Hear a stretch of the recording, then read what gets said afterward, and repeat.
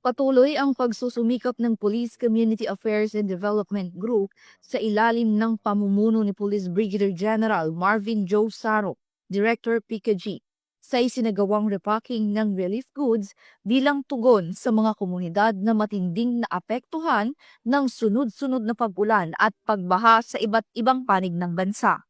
Pinangunahan ang aktibidad ni Police Colonel Adonis Guzman, Deputy Director for Operations, sa loob ng bulwagang Lapu-Lapu sa Camp Brigadier General Rafael T. Crame, Quezon City.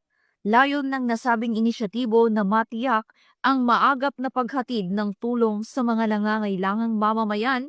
Ayon kay Police Colonel Guzman, tuloy-tuloy ang kanilang repacking activity na sinimulan pa noong nakaraang linggo. At tuloy-tuloy po ang ating repacking ng relief goods na nagsimula pa noong nakarang linggo. At layunin natin na agad na may padala ang mga ito sa mga lugar na labis na napektuhan ng pag-ulan at pagbaha, dulot ng mga nakaraang bagyo at habagat. At mas naging makabuluhan po at makulay ang ating aktibidad dahil sa nakasama natin ang ilang kilalang beauty queens na buong pusong nag-volunteer sa repacking bilang bahagi ng kanilang advocacy para sa bayan.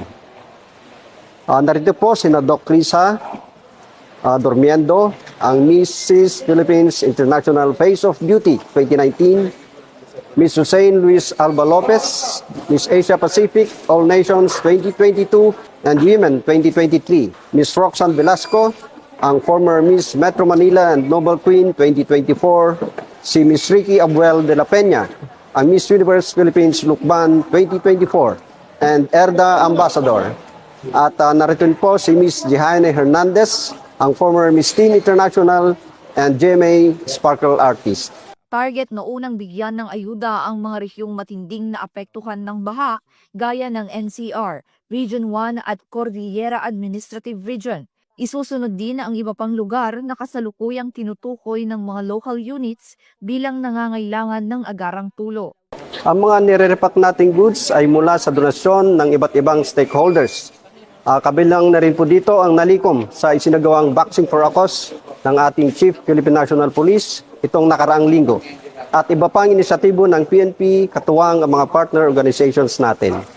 Taos puso po ang aming pasasalamat sa lahat ng tumulong at patuloy na sumusuporta sa adhikaing ito. Sa pagtatapos ng aktibidad, ipinamalas ng PKG ang kahalagahan ng serbisyo, may puso, ang pagiging tulay ng pulisya para sa malasakit, pagkakaisa at pag-asa sa mga kapulisan, sa mga beauty queen at sa lahat ng tumulo. Kayo ang tunay na ehemplo ng makabagong bayani, tahimik na naglilingkod, buong pusong kumikilos.